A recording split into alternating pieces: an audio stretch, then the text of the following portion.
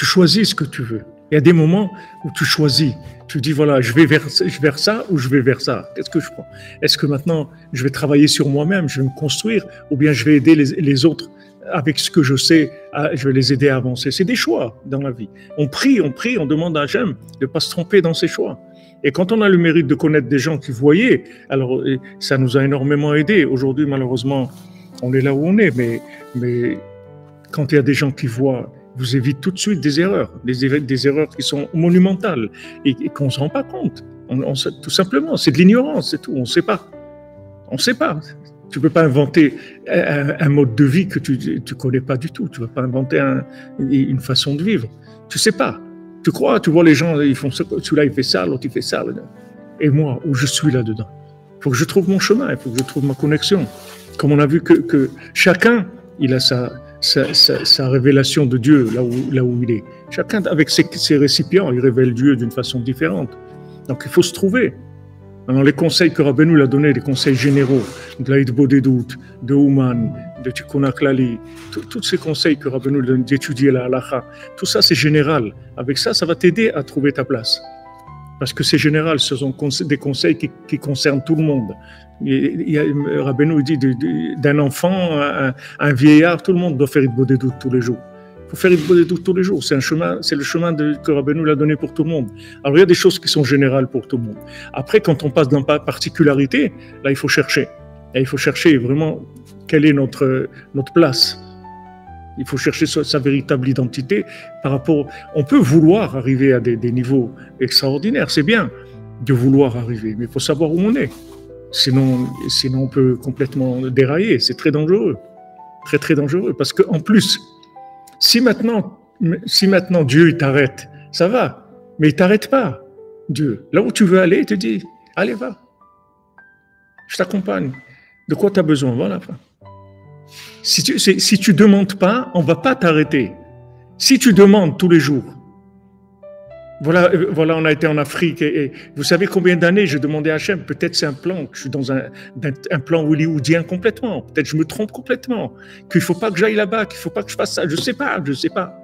Demandez à Rabbeinu, ne me laissez pas me tromper, je sais pas, moi j'ai des films dans ma tête, je sais pas si c'est bien. Et voilà, c'était des années comme ça, de prière, de recherche. Et on devait aller, après il y a eu les événements du 7 octobre, on n'a pas été, etc.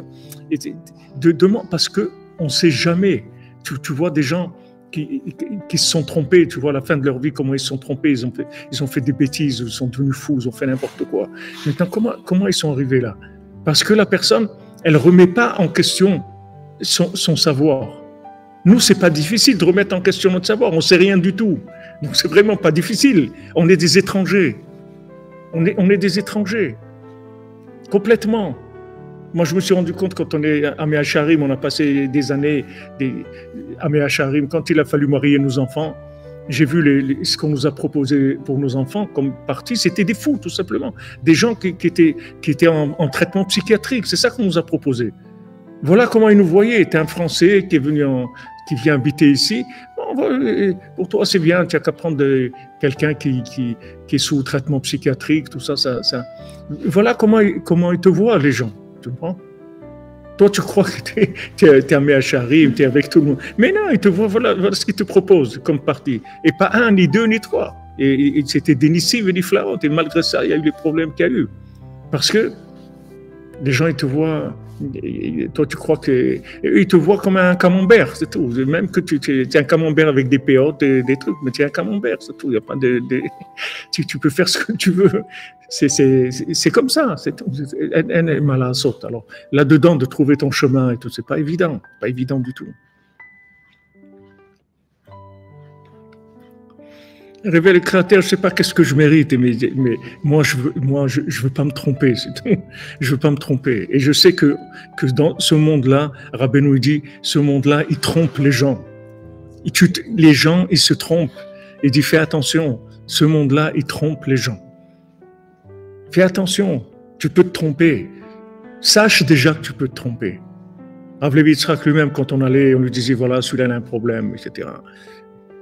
Je connaissais quelqu'un, il s'est marié avec une fille qui avait rien à voir avec lui, d'une autre mentalité, d'un autre monde complètement. Et le pauvre, il souffrait terriblement, il a souffert terriblement. Alors une fois, j'étais avec lui chez Rav Levi Yitzhak, je lui dis voilà, Rav Levi Yitzhak, il dit avant de se marier, à qui il a demandé? J'ai dit à personne, il dit alors qu'il se débrouille, c'est tout. Qu'est-ce que je fasse?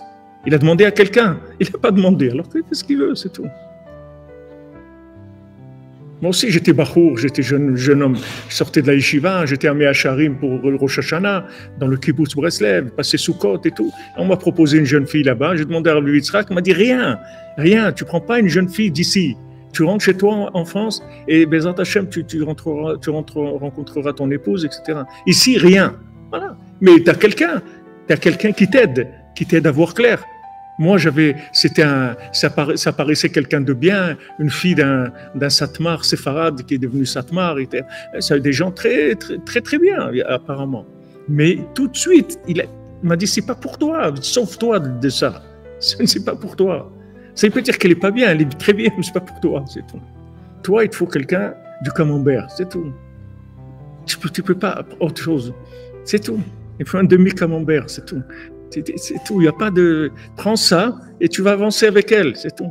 Tu vas faire ton chemin, ta vie avec elle.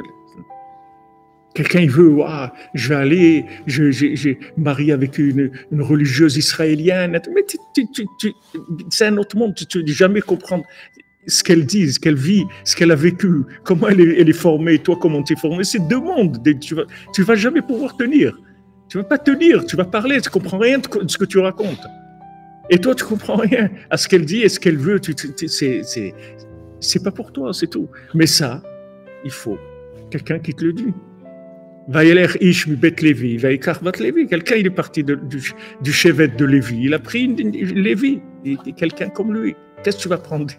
Ça, je vous donne un exemple, mais c'est dans tout comme ça. Toute la vie, elle est comme ça. Surtout nous, quand on veut revenir, on revient, on découvre le service divin, on a envie de bien faire, etc.